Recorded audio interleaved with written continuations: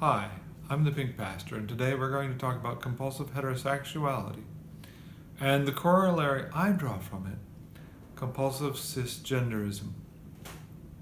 Before we get into that, reminder that you can find me on Instagram. Just type in Pink Pastor. Same for Facebook. I have a page there, Pink Pastor. You can email me at pinkpastor365@gmail.com. If you'd like to suggest a topic, either send it to one of those or just write the comment below. I'd love to read it. So, compulsive heterosexuality and the corollary compulsive cisgenderism. If you're not familiar with the LGBTQ community, the alphabet soup if you prefer, maybe I should start with an explanation of terms. We have COMPHET, COMPHET, or compulsive heterosexuality. It's the thought that, in fact, heterosexuality is so much the norm that we are compelled into it without question and really without another option to even look at. We have cis, which is no more than you identify with the gender you were assigned at your birth. Also cisgender, same difference. We have trans or transgender, which means no more or less than we no longer identify with the gender we were assigned at birth. So before I get into this, because we're going to talk about socialization, and socialization deals with parenting, I need to just make the disclaimer that I only consider parents 1/3 responsible for what happened.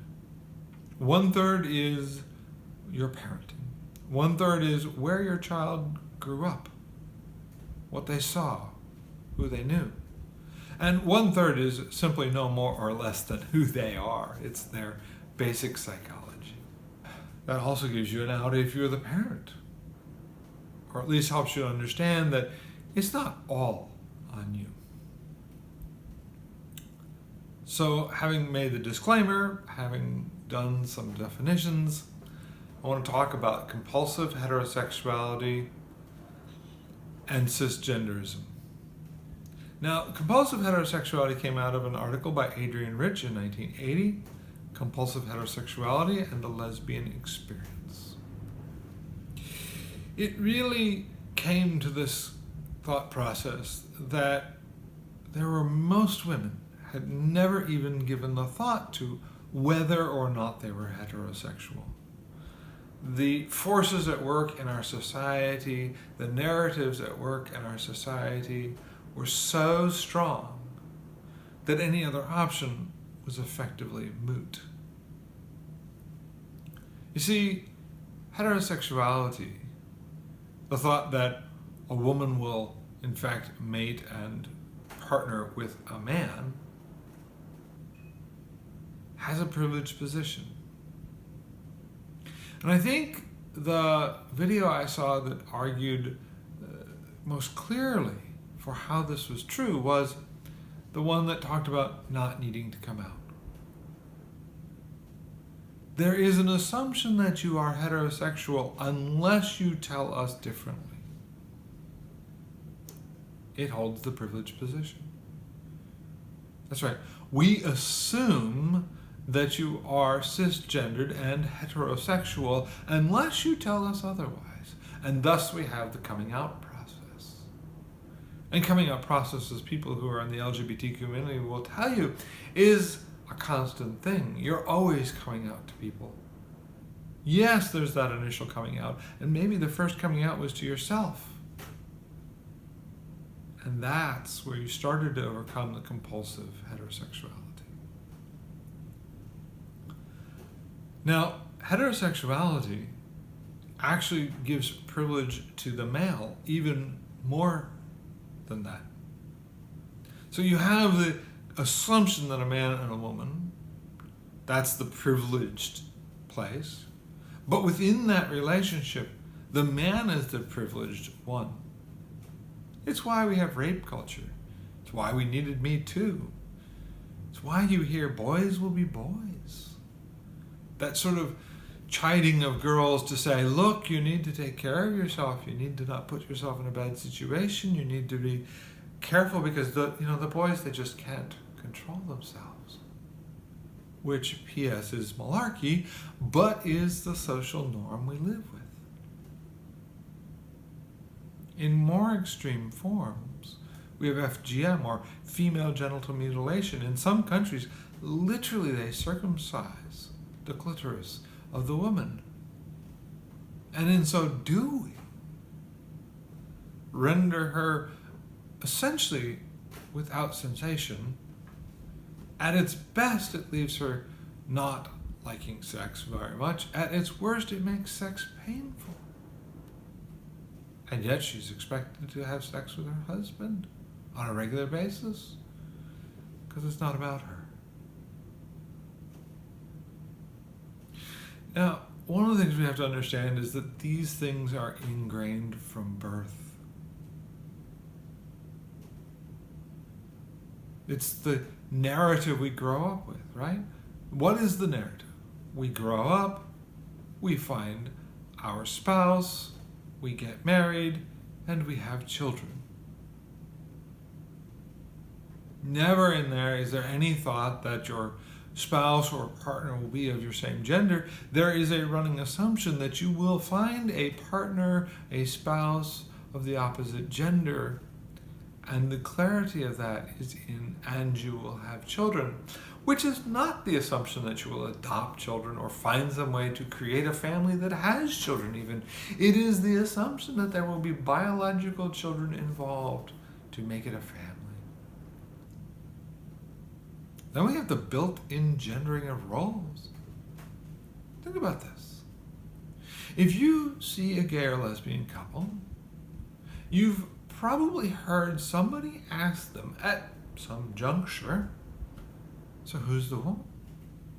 It's that thought process that there are gendered roles and somebody needs to fill them, and that in fact by fulfilling those roles, we are in fact fulfilling that gender. And that every relationship needs a man and a woman. And yet we know children who grow up with two gay parents or two lesbian parents are well adjusted to society. Sometimes better than the ones who have cisgendered parents who are heterosexual.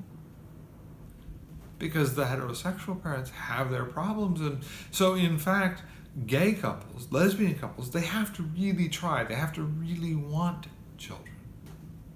It's not a random occurrence. This is not a night when you fail to take adequate protections. So we have the gendering of roles. We have the normative narrative. Really that normal standard storyline that we all grow up with. This got Adrienne Rich to talk about compulsive heterosexuality from a lesbian standpoint. And I will admit, some of what she's talking about has gotten better in some places. But we do still have girls being sold for marriage to pay off debts. Oh, not as many and not as many places. And we do have fewer suffering FGM. And it is illegal in some places. But even here, we have that compulsive position, that assumed position, and one that really is so strongly held that many kids in this country didn't know there was another option until much later in their life, if they ever did. I mean, I think about the one video I watched where she talks about, growing up, I grew up in a Roman Catholic household. I never even considered. Like there was one narrative. You're going to grow up. The purpose of your growing up is to find a mate. Your purpose of finding a mate is to have children. That is your purpose in life. And she grew up in a country area, not in the city, and she got off to college, and all of a sudden she had gay friends. And that got a little crack in the shell. So I may not agree with every point that Adrienne Rich makes. She talks about lesbian as the logical extension of feminism. I'm not sure I totally agree, but I do understand where she's coming from. She talks about the fact that you can't choose to be heterosexual unless you have tried lesbian. And by that argues that every woman, in fact, needs to be a lesbian for a period so that they have that experience from which to work, and thus, if they are heterosexual, can freely choose it. Now look, we all have a tremendous desire to simplify the world.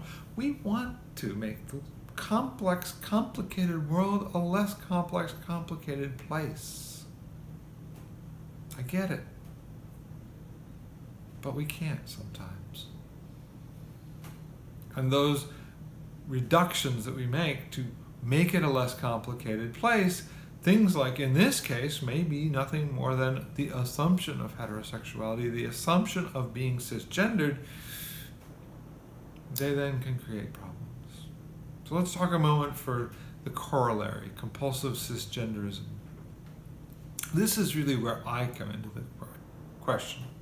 Because as a transgender person who didn't come out until I was 47, 48,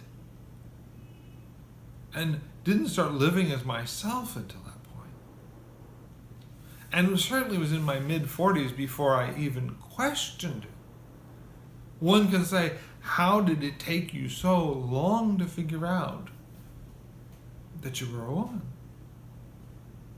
And the answer is very simple. At the point when I would have otherwise figured it out, the societal penalty for not fulfilling the gender I was assigned at birth was so big that I got beaten up on the way home from school. And so my parents, out of kindness, tried to help me understand how to fit in enough that I wouldn't get beaten up on the way home from school. That's kind. That's loving. That's good parenting. And I talk about, some things have gotten better, but some haven't. I literally, in a break today, sat and read on Facebook a parent pleading to some of us who are queer to have a conversation with them because a child who is in a Montessori school, which tends to be the more progressive place, is suffering because they've been bullied, because they wore nail polish to school. And their gender is admittedly somewhat fluid. She talks about the child goes from he to they to she, not usually to she, usually to they, and is at best genderqueer, and that's okay with the mom and the dad. But the enforcement factor by society is still incredibly strong not to break the gender you were assigned at birth.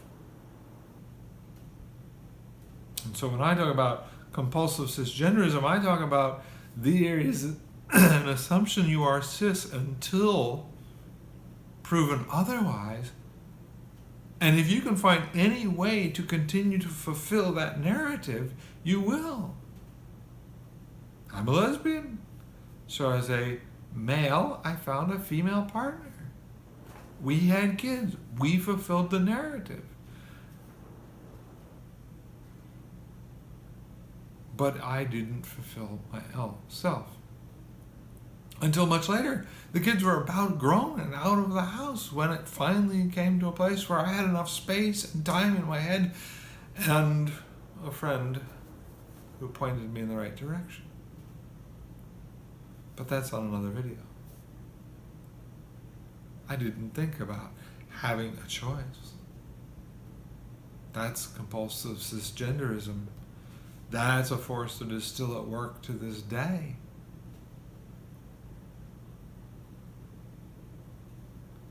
We talk about compulsive heterosexuality, and I'm reflecting on the fact that I have some transgender friends who fly under the radar. They were born male, they have transitioned to female, they are into men, so they were gay, now they are heterosexual. And they will talk about how much easier the world has gotten for them. And to the world, they're acceptable because they have found a way to fulfill that which the world expects of them. Not an easy topic, but an important one. So before I go, I want to point out that there is a link down below to the PDF of that article by Adrienne Rich. I also want to thank some of the people who've had videos up that really helped me to work my way through this question. There's Hannah and Sadie. They've done a whole series of videos, many of them great. There's Elena Joy, who went from straight to bi to lesbian. There's Tales of Cindy, a recently out older lesbian, who talks about just this. There's Hannah Witten and there's Ella Boos, both of whom have also done videos on this topic that were part of what brought me to doing this video today. So thank you for watching. Thank you for being part of the Pink Pastors family and followers. And I look forward to seeing you soon.